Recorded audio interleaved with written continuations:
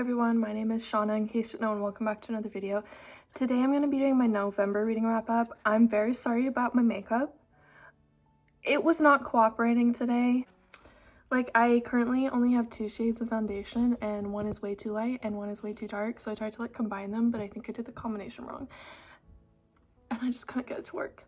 So, we're gonna try and ignore that as I'm talking, even though I feel like I'm just staring at how bad my makeup is in my screen right now.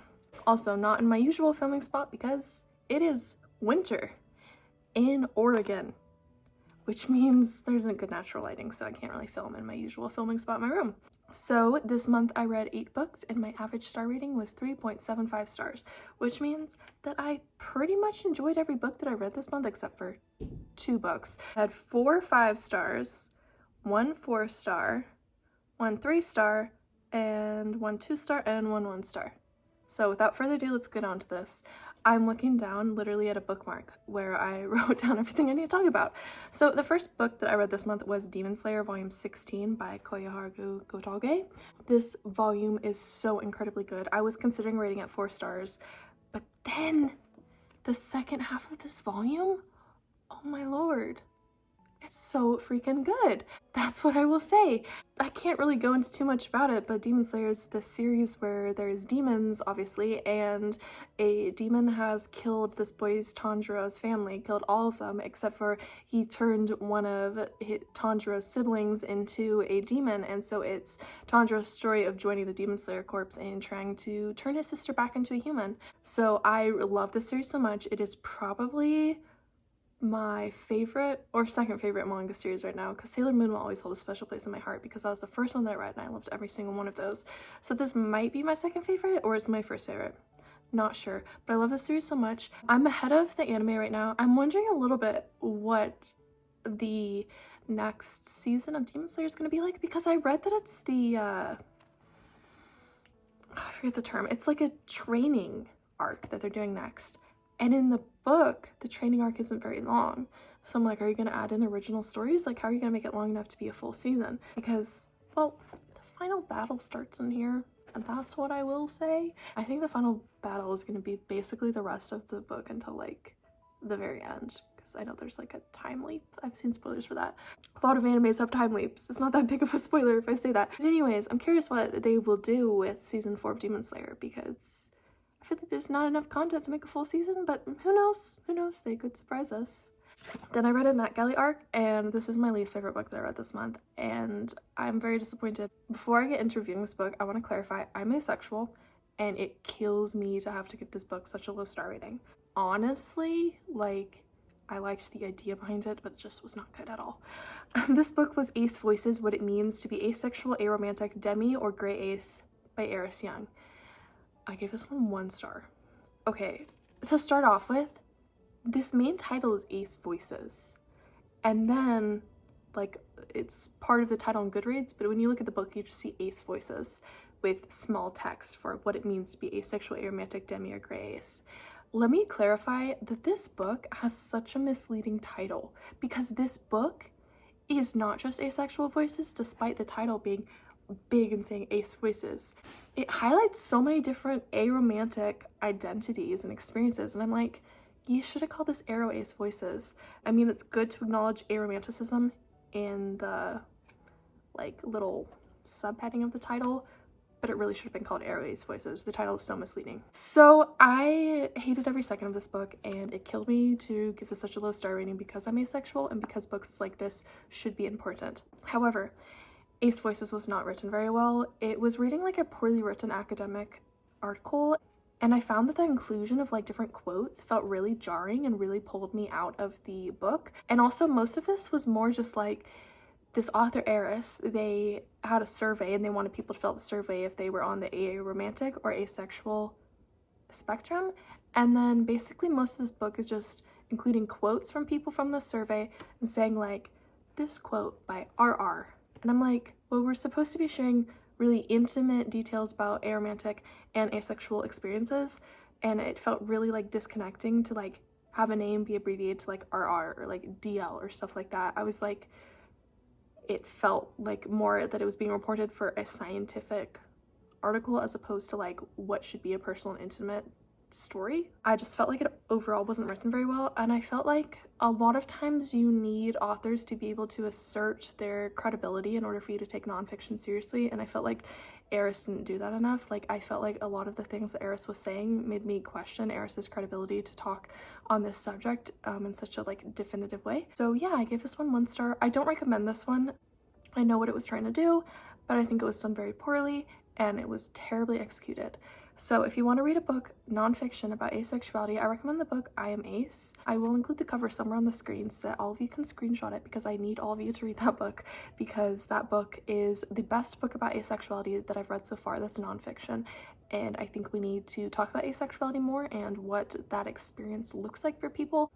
And the reason for that is being that asexuality is very invisible. I mean, there's long debates online debating whether me and other people who are asexual even should exist within the LGBTQ+ community. Some people just call heteromantic asexual people like spicy straights and ridiculous stuff like that. And so I feel like it's important to raise awareness for how asexuality is so different from other sexualities, and I feel like people need to learn about it more, because even within the LGBTQ+ community we are facing harassment and discrimination. I could go on a lot more on this topic, but I'm gonna stop there. So everyone go read I Am Ace, go read up on asexuality, but Ace Voices is not the book to do that. There is so many other better resources out there. And then I had a reread. I reread Harry Potter and the Deathly Hallows. Every single character that was marking is in here. So Michael Corner, Hannah Abbott, Pansy Parkinson, Gabrielle Delacour, and Poppy Pomfrey are all in here, which is very exciting. I didn't think Michael would be in here, but he is. In my brain, Michael is mainly just known for being in Order of the Phoenix, but he is in 3 of the books, so that's pretty exciting. I of course love this one. I of course gave it 5 stars. This is honestly my favorite book that I've read this month. I go back and forth about whether this one or Goblet of Fire is my favorite, but the thing that kills me is I'm starting to wonder if Prisoner of Azkaban might be my favorite now. I just love them all so much, and I spend so much time debating in my head which one's my favorite, which one's not my favorite, and stuff like that. The deaths in here hit really hard this time around, especially a certain little house elf. I was like fighting back tears, and I'm like, I've read this book like 3 times now, and I was like, I shouldn't be crying. So I was sitting there with like teary eyes. I'm like, I've read it 3 times. After reading it 3 times, I should stop crying every time I read the death. But nope. So yeah, favorite book of the month. I love it so much. Then I read this book, which if you go on Goodreads, it's called Rose. So there's this Doctor Who Files series, and it's like Tennant era of Doctor Who, and these are like little informational books, I guess is what you call it. So there is like information about different characters and stuff. Obviously this is focusing on Rose and her story with Tennant and with the 9th Doctor.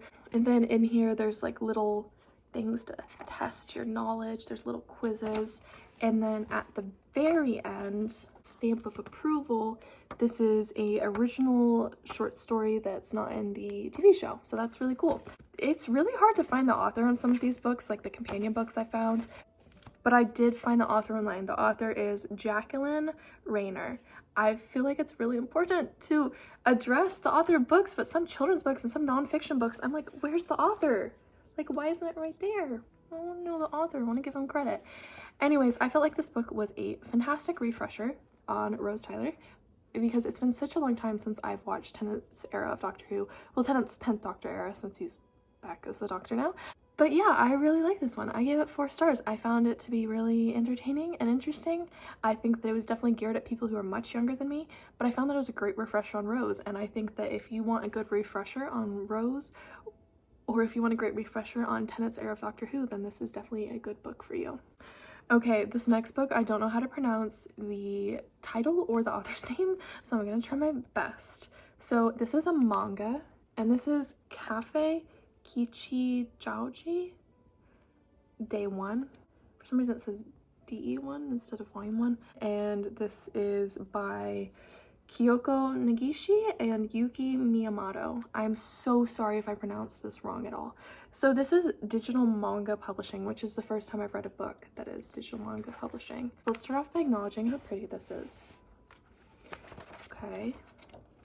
Oh, gorgianius.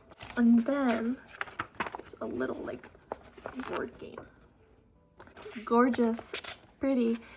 So it's hard to like summarize this book because there's no plot in this book. So basically there's like these guys and they work at a cafe, and it's just random short stories of them doing random chaotic things. I freaking love the artwork in this one. He's definitely my favorite out of all of them after reading this, and I just adore this style of artwork. It is so amazing. Let me see if I can find a really cool panel, because there's a lot of really cool ones. Like, oh, gorgeous. I love it. I loved all the characters. I thought they had great chemistry, but as I said, there's literally no like plot in here. And the thing that I thought would have made this a lot better is if there was like one interconnected plot line connecting everything together, but then since each chapter is its own short story, I felt like those chapters could have been like the short stories that some mangas have at the end. So have a different storyline, same characters and same chemistry, but just as each of these individual stories included as a bonus story at the end of each like cohesive story. But we didn't get that. We get these little short snippets with no plot. I need plot in my stories, okay? I am not someone who can just read something that doesn't have a plot and enjoy it. I've only read like one other book where there was no plot, and I did not have a fun time with it. And with this one, I really wanted a plot, but I felt like there was a lot of potential, and I liked the artwork and I loved the characters. So I spent a long time debating what I was going to rate this, and I decided on 3 stars. I like the artwork, like the characters, don't like the fact that there's literally no plot, so it feels hard to get invested in each character since you're only getting like short snippets of their life, and I wanted like a storyline where I had to develop feelings for the characters and I had to get really invested in them, but I couldn't get invested in them because there's no freaking plot. If I find the other volumes of this series, because there's like 3 volumes, if I find the other volumes of the series at a thrift store, because I found this one at a thrift store, then I will for sure finish the series. However, if I don't, I'm not going to be upset if I never finish the series, because they're just like short little snippets that you don't have to think much about, and there isn't really much plot, and I wanted a little more out of them. So yeah, my feet are literally falling asleep from where I'm sitting, so I just had to readjust. Then I read a Kindle Unlimited book. I read Your Sound by Katia Rose, which is the 3rd book in the Sherbrooke Station series. So in case you don't know, Katia Rose is one of my favorite authors. I have been reading her books since 2022, but I've read a ton of them. I actually should count how many I've read. I've read 10 of her books, so this was the 10th book at first that I read. It took me a little bit of time to calculate how many I've read. So I wasn't the hugest fan of the first 2 Sherbrooke Station series. So it follows this band called Sherbrooke Station, and each book can be read as a standalone, and it's basically like a story of each of the characters in the band falling in love with a woman. And I think that that idea is really interesting. But the first 2 books in the series, I was like, I like them, but they're nothing special. But then I read this one and it changed everything for me. So this book follows a character that you meet in the previous book, Molly, and she is very socially awkward and she has a ton of social anxiety. I totally relate to that. I'm very socially awkward and very socially anxious, in case that isn't obvious by my YouTube videos. So I really relate to her, and she's like a big fan of Sherbrooke Station, and her roommate is dating someone from Sherbrooke Station, specifically the guy that she has a huge crush on. And another member of the band is in the apartment, and he's trying to find the bathroom, but he accidentally opens her door instead. And things progress from there. I found this one to be so cute. JP is so like funny and like sort of cocky, but it worked in such a well way because normally I don't like cocky characters, but I liked how it worked with this because I love their dynamics of Molly being such a like shy and anxious person, and JP being so patient and understanding with her, despite the fact that his personality would make it seem like he wouldn't be patient and understanding at all. And I love the banter that the 2 of them had together. I love how much trust was built between them, and I really liked how realistic the 3rd act conflict felt in this book. So I give this book 5 stars, which shocked me because the first 2 books in the series were each 3 stars to me, which means that they were enjoyable, but they were just mainly okay. But this one was phenomenal. It's one of my favorite books by Katia Rose. I highly recommend it to everyone. It is spicy, so it isn't for everyone, but if you like spicy books, I highly recommend it to everyone who likes spicy books. It is so freaking good. I could talk about this book for days and days and days. I'm not going to, but I'm planning when I finish reading all of Katia's books to do like a ranking, or like, I don't know if I'll do a ranking yet or a tier ranking, but I thought that would be fun because I'm having a fun time reading through all of her books. I just love Caddy Rose so much, in case you don't know, because I've literally talked about her books nonstop on my channel since 2022. Then I finished my rereads for the year with Harry Potter and the Cursed Child parts 1 and 2. When this came out, I was so pressed. I was like, this is by the Turf. I'm just gonna say the Turf and not her name. I was like, this is by the Turf. You can't say that it's not written by the Turf. But now that she's like revealed that she's a Turf, I'm like, okay, this is by John Tiffany and Jack Thorne. That's completely okay. It's funny how I've like completely flip-flopped based on what the author has been doing. Anyways, this was my 4th time rereading this book, but I've also seen the play, so technically my 5th time engaging with this story. I love this one despite what everyone says. I do not care that everyone is giving it 1 star and saying it's terrible, because I love it. This follows Harry's kid and it follows Draco's kid, and it is their story and their adventure that they go on. There is time travel. There is a really funny ghost that makes an appearance again. You get tons of funny Ron moments. I love Ron as a dad. He's so funny. So yeah, I love this one. I gave it 5 stars, and I really want them to release an edition of the book where it's the 1-part version, because in case you don't know, they shortened the play down to 1 part in most countries where it's playing. So I know on Broadway it's 1 part.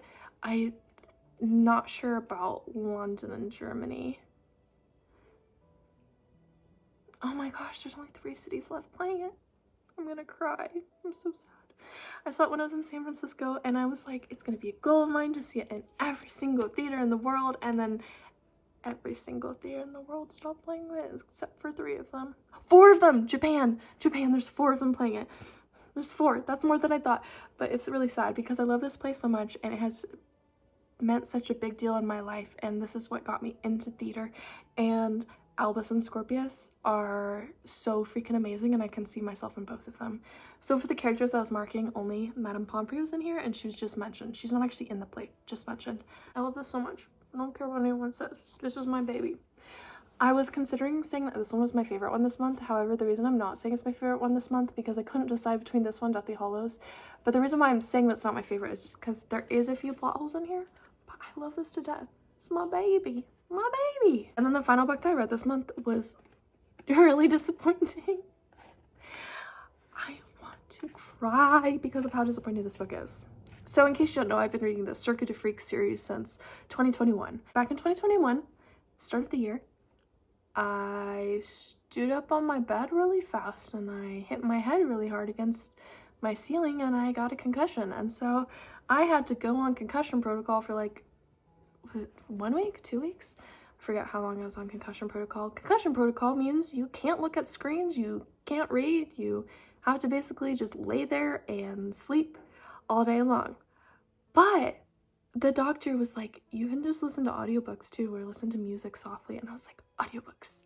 And I'd never like gotten into audiobooks before, but I had a concussion and I was bored out of my mind. So I'm like, let's listen to audiobooks. I used up all my dad's Audible credits.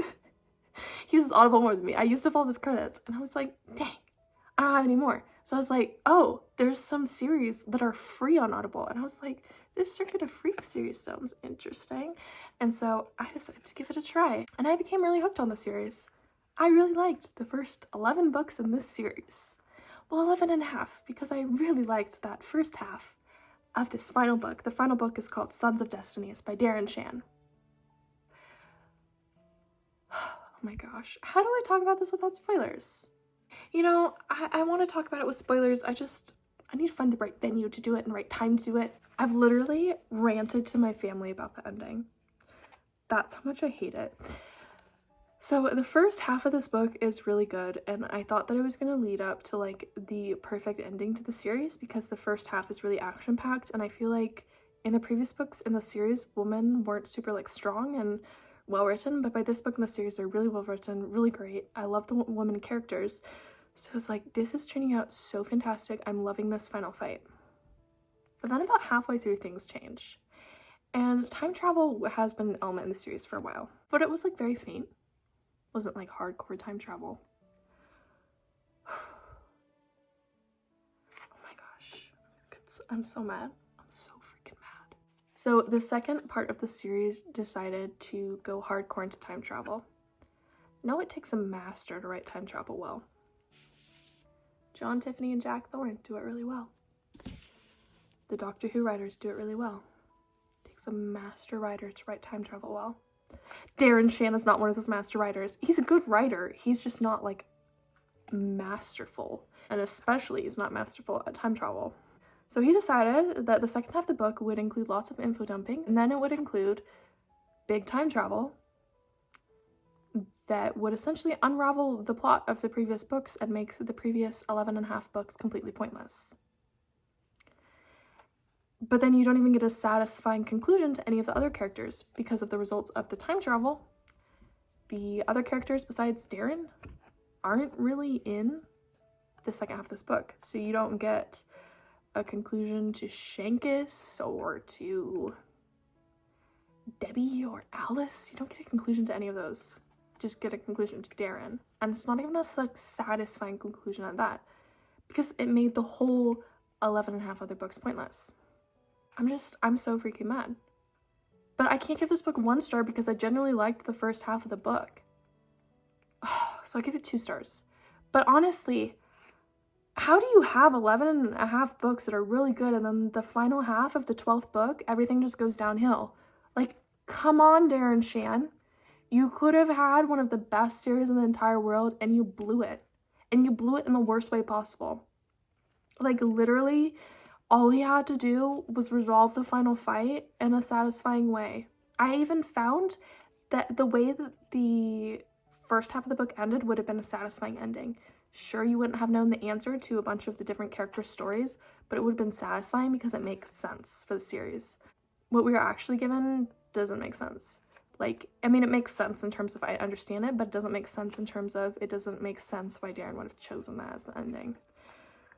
So if you want to read the Circuit of Freaks series, read until the middle part of the 11th book. It will say, like, end of part 1, or it will say, like, interlude or something like that. Like, it makes it very clear when it starts switching into a different, like, story type thing, different situation. As soon as that happens, quit that 12th book, and you will enjoy the series. You will love the series. You'll have fond memories of it. If you continue reading the rest of the 12th book, you will be so utterly disappointed and hate the series. I really thought that the Circuit of Freaks series was going to become one of my favorite series of all time until that freaking last half of that book. So, yeah. Those are all the books I read this month. Sorry that I ended on a negative note, but I'm just very disappointed because I felt like Darren Shan could have had a fantastic series and he blew it. He blew it so bad. If you enjoyed this video, feel free to give it a thumbs up and subscribe to me if you haven't already. I'll have all my other social media, including my Goodreads, linked down in the description below if you want to see written reviews of the books I've talked about here. And if you want to see more in-depth reviews of these books, then those will be over on my Goodreads. I am currently in the middle of uploading my vacation series where I went on a vacation in 2023 and I made some videos about that vacation experience. So I will link a playlist down in the description below for those vacation videos, and if you want to see more of those vacation videos and we want to see about my adventure, I think Chicago is up next, then you should go ahead and subscribe and turn on the bell to be notified when my next video comes up.